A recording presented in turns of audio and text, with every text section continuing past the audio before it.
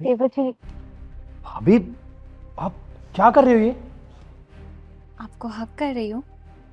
अरे, आप ये सब क्यों कर रहे हो? आप मेरे भाई की वाइफ हो।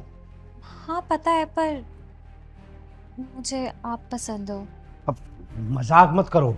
अरे मैं मजाक नहीं कर रही हूँ, मुझे सच में आप अच्छे लगते हो। आपको मैं अच्छी नहीं लगती क्या? देखो, आप अच्छी हो, बहुत अच्छी हो, लेकिन मैंने कभी आपको उस नज़र से नहीं देखा। कोई बात नहीं, तो आप देख लो। नहीं नहीं, मुझे नहीं देखना। आप मेरे भाई की वाइफ हो। मैं ऐसा कुछ नहीं सोचता आपके बारे में। अरे पर मैं बोल रही हूँ ना, मुझे आप पसंद हो। आपका भाई मुझे पसंद नहीं है।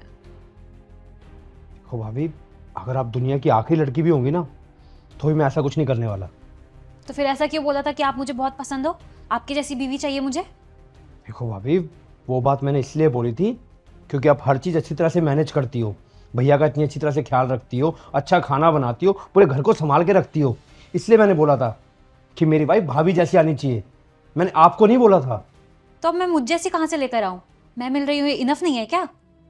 देखो, साफ सीधी बात ऐसी है, भैया ने मेरे लिए बहुत कुछ किया है। पापा के जाने के बाद उन्होंने मेरे को पढ़ाया लिखाया, कॉलेज की मेरी फीस भरी, मेरी हर ख्वाहिश पूरी की है। वो मेरे बाप समान है, और आप मेरी भाभी माँ हो।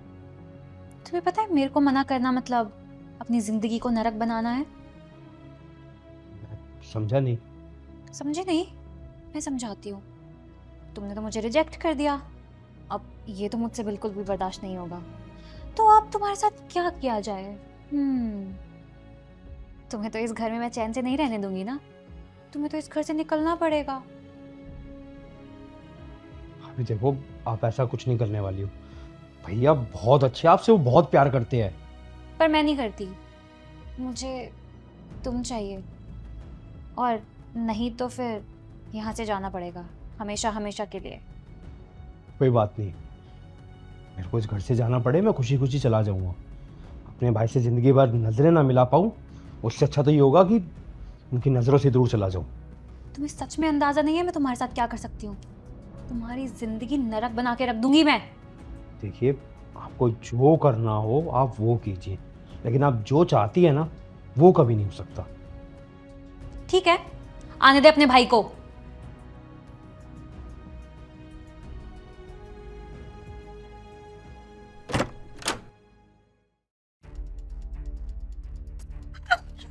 या घर के क्या हुआ, तुम रो क्यों रही हो?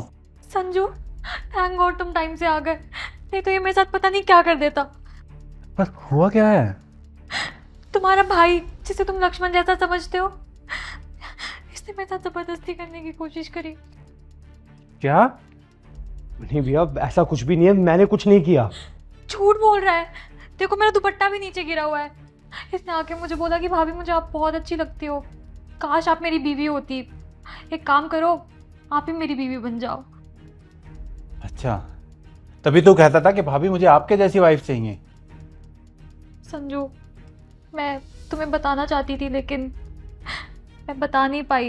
मैं बहुत अनकंफर्टेबल फील करती थी इसके अराउंड। जब तुम ऑफिस चले जाते थे तो ये मेरे पीछे पीछे आता रहता था, मेरे पास रहने के बहाने ढूंढता था, कभी किचन में कभी रूम में, और मैं हमेशा बहाना देके इसको दूर कर देती थी क्योंकि मुझे इसके इरादे हमेशा से पता थे। अब नहीं भैया, ऐसा कुछ भी नहीं है।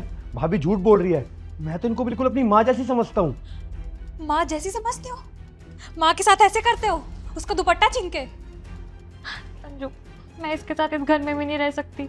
अगर तुम 5 मिनट और लेट आते तो पता नहीं मेरे साथ क्या हो जाता। ये तो तुम्हारा भाई है, इसीलिए मैं पुलिस को नहीं बुला रही हूँ। इसे प्लीज इस घर से निकाल दो। ये भाई नहीं, ये भाई के नाम पे कलंक है। सही कह रही हो, पुलिस कंप्लेन नहीं कर सकते क्योंकि घर का मामला है, और कलंक भी है भाभी के नाम पे और वाइफ के नाम पे भी। मतलब क्या बोल रहे हो? क्या बोल रहा हूँ? तुमने कहा ना कि अगर मैं 5 मिनट लेट हो जाता तो पता नहीं क्या हो जाता।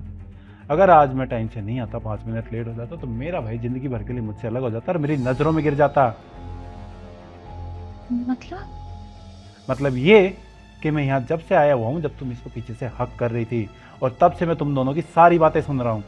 हाँ तो तुमने सुना होगा ना कि ये क्या क्या बातें कर रहा था। हाँ, बहुत अच्छे से सुना। और जितना प्राउड फील मुझे इसकी बातें सुन के हो रहा था ना, उतना ही हर्ट मुझे तुम्हारी बातें सुन के हो रहा था। कितनी बार मना कर रहा था कि आप मेरी माँ जैसी हो, भाभी माँ जैसी हो, नहीं करना, लेकिन तुम जबरदस्ती पीछे पड़ी हुई थी। क्या नहीं किया मैंने तुम्हारे लिए? अगर आज मैं टाइम से नहीं आता तो मैं तो तुम्हारी बातों में आ जाता, क्योंकि एक्टिंग बहुत अच्छी करती हो ना तुम, जैसे तुम बोलती वैसे मैं मान लेता। नहीं संजू, तुम गलत समझ रहे हो। हाँ, गलत ही समझ रहा था कि तुम एक अच्छी पार्टनर हो, लेकिन आज मेरी गलत फहमी दूर होगी। और मैंने सब कुछ अपने कानों से सुना, फिर भी झूठ बोल रही हो। नहीं संजू, वो तो मैं बस इनके इंटेंशन चेक कर रही थी। वो तुम घर से चले जाते हो ना, तो देखने के लिए कि ये क्या सोचते हैं मेरे बारे में। अच्छा, तो फिर ये सब बंद क्यों नहीं किया अगर तुम इसको चेक कर रही थी तो? हैं? ये ड्रामे क्यों किए? इसको घर से क्यों निकलवा रही थी? बस, अब और झूठ मत बोलो। तुम्हारा सच सामने आ गया, और ये सच जानने के बाद अब मैं तुम्हारे साथ नहीं रह सकता। नहीं संजू, ऐसे मत करो प्लीज। भैया प्लीज़ भाभी को घर से मत निकालो, प्लीज़ इन्हें माफ़ कर दो। मैं काम करता हूँ ना, मैं इस घर से चला जाता हूँ, लेकिन इन्हें मत निकालो। पहली गलती समझ के माफ़ कर दो प्लीज़। पहली गलती? ये इसकी पहली गलती नहीं है। मैंने एक बार इससे पहले भी पकड़ा हुआ किसी से चैट करते हुए, तब भी इसने मना किया था कि नहीं करूंगी आज के बाद। बाहर नहीं किया तो घर में करने लगी। तो जैसी औरत पे ना मैं भरोसा नहीं कर सकता। तुम कुछ भी कर सकती हो, तो मैं तुम्हारे साथ नहीं रहने वाला। नहीं प्लीज संजू, ऐसे मत करो। अंदर जाओ, अपना सामान पैक करो और निकलो मेरे घर से, निकलो।